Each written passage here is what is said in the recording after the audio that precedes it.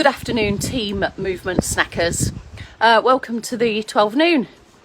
It's a few minutes to 12, so just up until that point, we'll just hopefully welcome in some of our movement snack team that are ready to do a live. Just switch the button to press live a couple of minutes later than I planned. You see, when you've got strawberries, or pine berries should I say, up the garden, then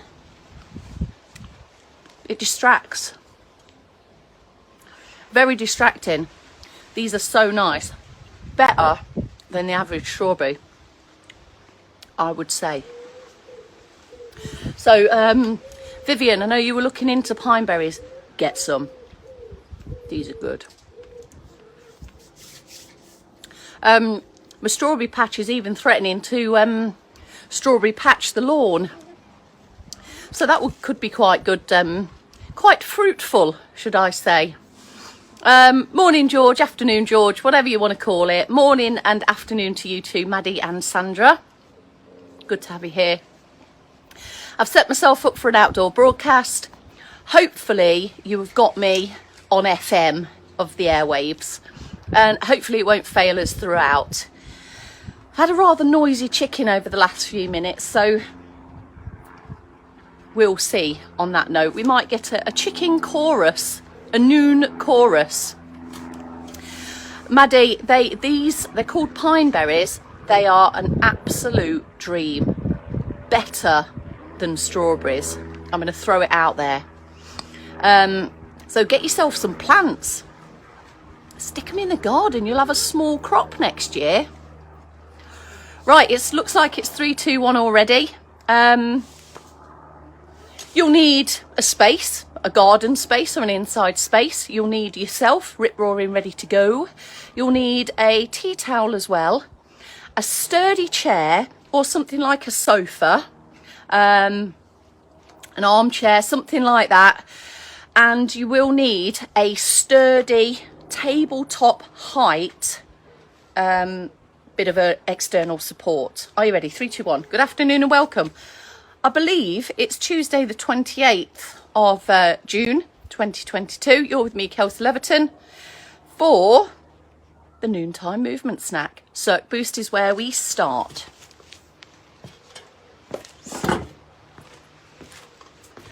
Right, so if you are starting from a standing position, organise your feet, organise your weight distribution, have your external support nearby should you need to take up hold of it at any point, and off you set into the foot pedals. Quickly, these can move into a leg march, but I'll leave it with you. Do as many or as few as you see fit. Now look, I'm all the way off the screen. I'm going to have to hip walk forwards, and this is the way to manoeuvre in a chair, especially a low squidgy chair. It's quite useful then. Get yourself into a front position of your seat, quite perched, and then off you go. I've just gone straight into the leg marches, but feel free to take up some of those foot pedals.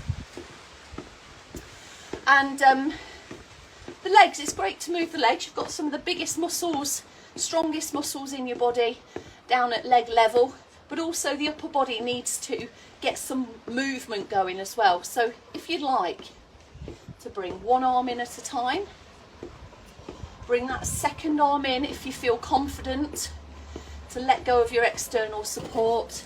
And if not, that's fine.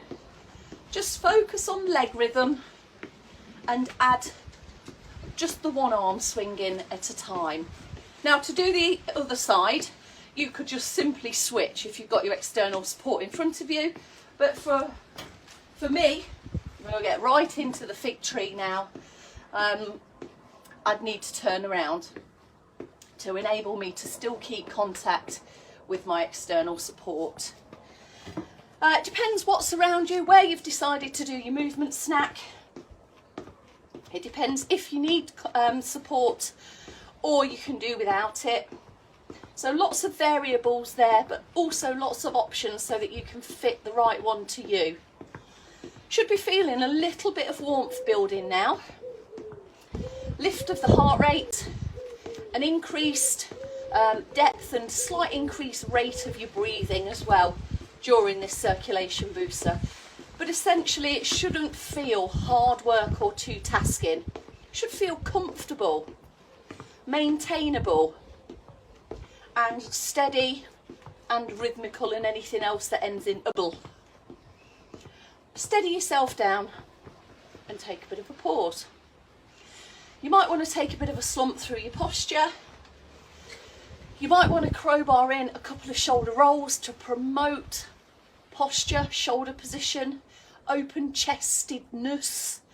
And the first move that we're going to head into today requires, in seated, a stepping action and a lean out of our base of support. So base of support is bum in chair, feet planted on floor. You can reach opposite arm to leg, or you can reach same arm to leg. So I'm going to take a small step this direction, I'm going to send my body, and I'm going to send my reach thereafter. Return back and stack everything back over your hips and step back in. So it could be a sideways step, it could be a step on a diagonal, it could be a forward step, you can go right side, left side. You can do a few on the one side and then change sides. It's entirely up to you, but make sure that you're using your posture throughout. You're perhaps using your other hand on your thigh just to give the top half a bit of extra support, and use your tummy muscles as well to support your back as you lean forwards. There's your seated stuff. Get on with a few of those. Now here in standing, stand up tall just in front of the chair. And what we're going to do is take a bit of a knee bend, and then you might want to take a reach or the step and reach at the same time, and then come back, find your knees, and then stand up tall. So we're in a small knee bend. I'm just going to do a few to the forwards direction. Get your weight over the chair there. Step back. Have your feet a comfortable, steady distance apart, not too narrow, and do a few of those. Now, the further away from the chair that you are, the more of a reach you'll have to do, and the more confident I'm reversing right back into the shrubbery here, and the more confident you'll need to feel at striding and transferring your weight forwards. I'll leave that with you. Also, it requires a couple of steps backwards after you've recovered. See how you feel there. You could also come in for a bit of a sideways step, come back to the middle, and then recover your way back up. Leaning forwards all the way from here might be a bit hip hingy for you. It might be a bit of a way down. So we get lower to the level of the chair,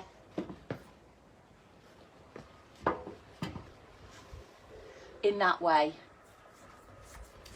So the lower you bend the knees, the more you'll be working your thighs. The further away you stand and stride in, the more balance you'll need to feel that you've got. Step that back leg in to make a better recovery there. And you might need to step into something as you bend down to pick something up from the floor, so that you've got the external support there. Now, you can do this, but just be aware, if you've taken a stride in to there, to take a stride back is going to leave you with a big pickup for the upper body to do. So generally, if we've done a stride, bring that foot in closer, and then you're standing up in a bit more compact unit there. Chicken's on its songs right now. Okay, so bending, stepping, reaching, knees and floor-based type reaching actions there. All key components to getting on in tasks of daily living. Hang on a minute.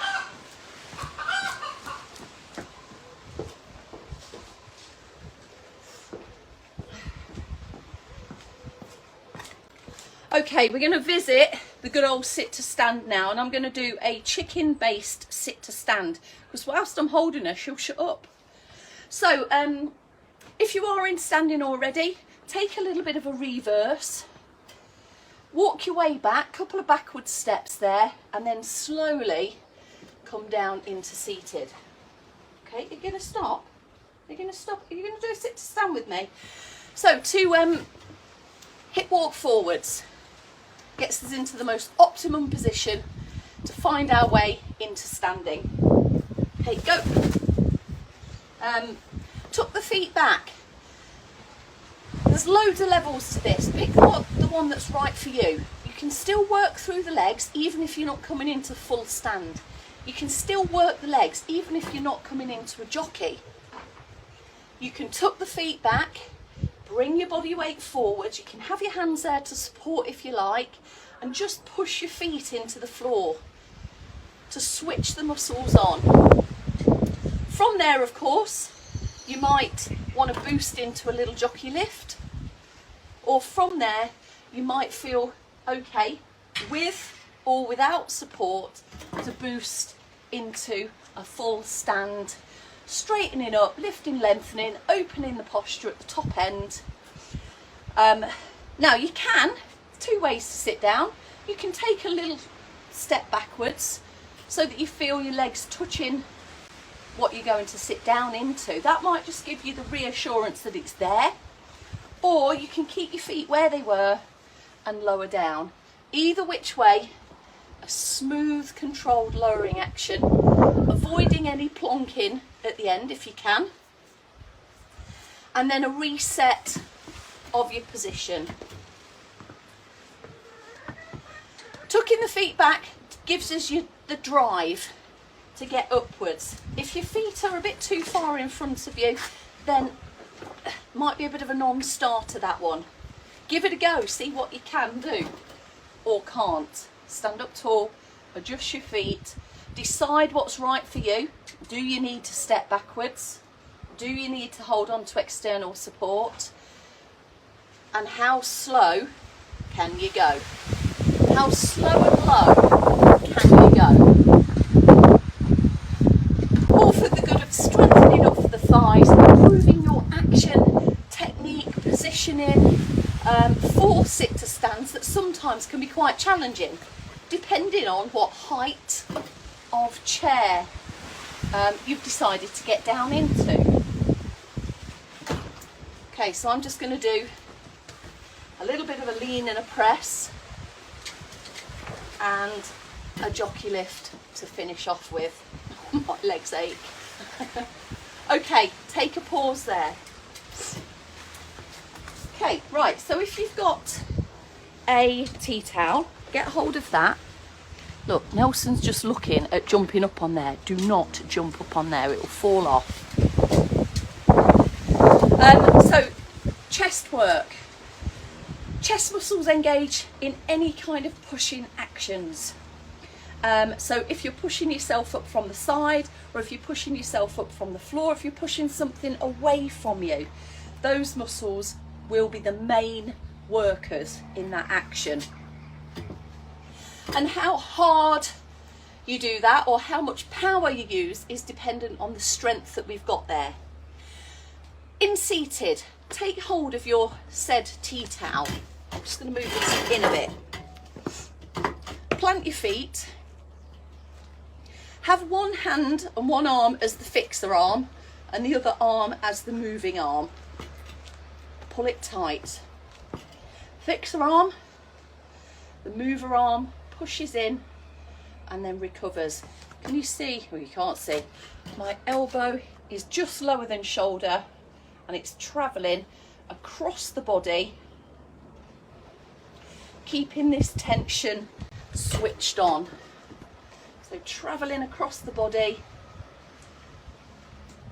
squeezing into just one side of the chest at a time. Front of the shoulder is going to be getting a bit of work there as well. And if you're keeping the tension switched on as you draw it back, don't be surprised if you feel it in the back of your arm a little bit as well.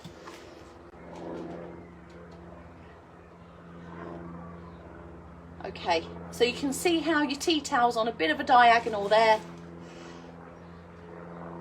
Fixing on in the crook of your hip, there we have your kind of chest press, pushing action. And here's an option that could have in standing.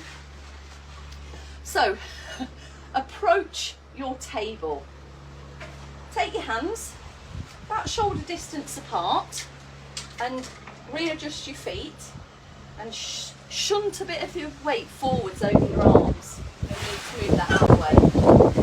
So get the weight over your arms, feel the load into your wrists there, and then soft knees, bend through the elbows and push yourself back up.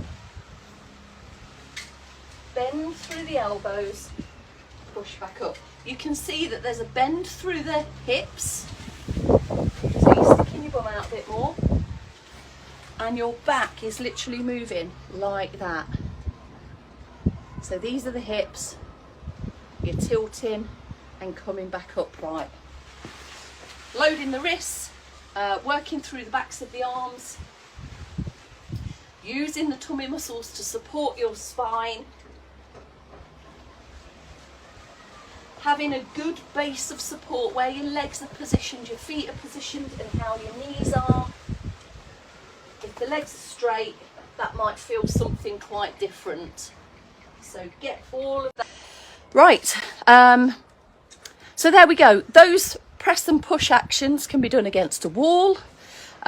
We were just getting ourselves over the arms a little bit and taking up a slightly different position to press through the chest, and the backs of your arms as well is something that you might have felt too. All right, a few of us joined in a bit late, hey ho. You might need to do a bit of a rewind on this Tuesday afternoon, but I'll leave that with you. All right, everyone. From a slightly blustery, sunny, animal infested garden, this is Kelsey Leverton signing off from the Noonday Movement Snack. Have a fab afternoon, and I'll see you tomorrow.